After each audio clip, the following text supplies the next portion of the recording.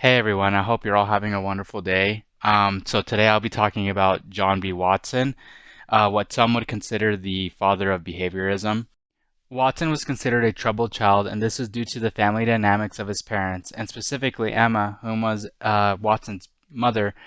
Uh, she was a strong Baptist woman whom would strike fear of the devil in Watson to deter him from doing bad things. Um, this just gave him a lot of fear, so it induced fear in him, which probably caused the underlying symptoms of depression later in his life. Um, for his father, he drank and he swore a lot and he chased women. His subsequent departure is what caused him to probably lack direction of what to do as a child at the age of 13. Um,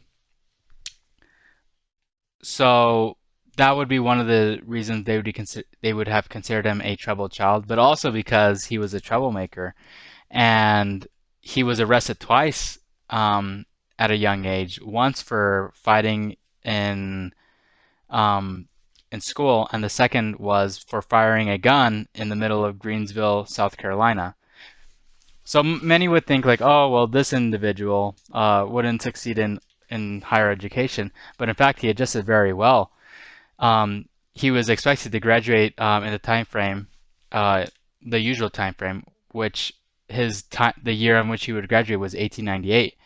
But in fact, a sequence of events, the professor would flunk anyone who handed their exam backwards, and lo and behold, Watson um, handed in backwards, so he actually failed the exam, which caused him to not meet that time frame.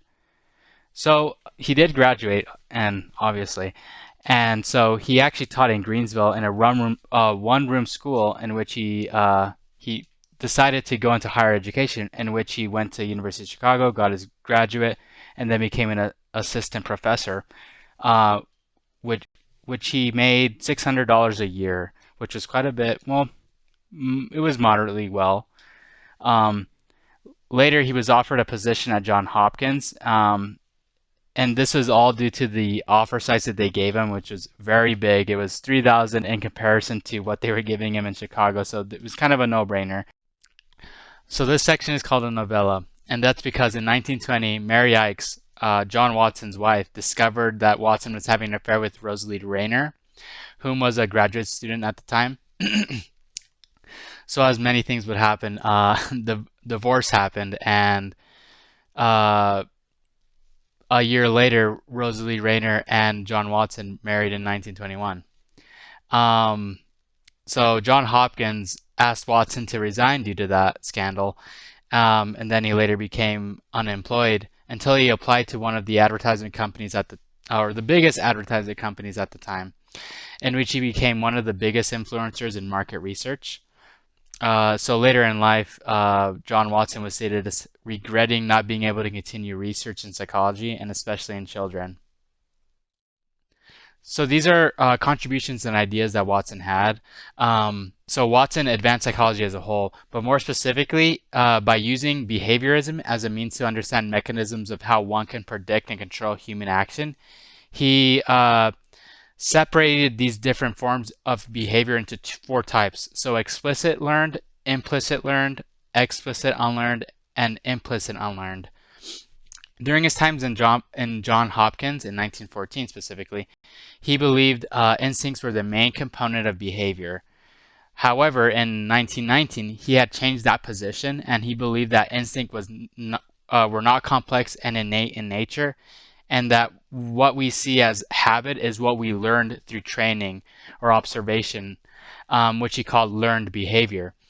In 1926, he was considered a radical environmentalist, in which he was famously stated as being able to nurture healthy infants and being able to guarantee that or to them that he would be able to train each and every one of them to be a specialist of any type.